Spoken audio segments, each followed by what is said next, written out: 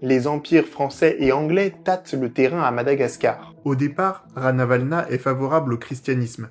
Elle autorise même que ses sujets se fassent baptiser et reçoivent la Sainte Seine. Mais à partir de 1835, des incidents diplomatiques avec les Français et les Anglais l'amènent à changer de voie politique. Après une tentative de coup d'État en 1859, elle décide définitivement de chasser les quelques étrangers encore présents dans son royaume. En Europe, le lobby colonial la dépeint comme une reine folle et sanguinaire. Mais les choses changent en août 1961.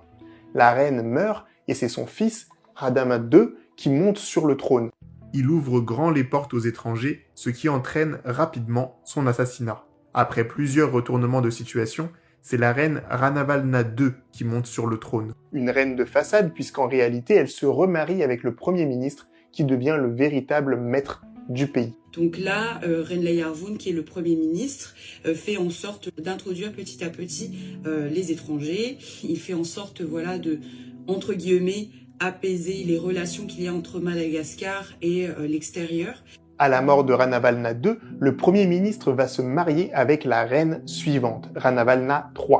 Et c'est là que la France passe à l'action. Elle vient de perdre l'Alsace-Lorraine face aux Allemands et elle cherche de nouvelles terres et des victoires militaires pour se consoler. Elle propose d'instaurer un protectorat sur Madagascar, mais le Premier ministre esquive. Il veut profiter de la rivalité entre les Français et les Anglais pour garder son indépendance. Puisque c'est comme ça que la France lance une expédition militaire et s'empare de plusieurs villes côtières. En 1896, l'île entière est envahie par les Français.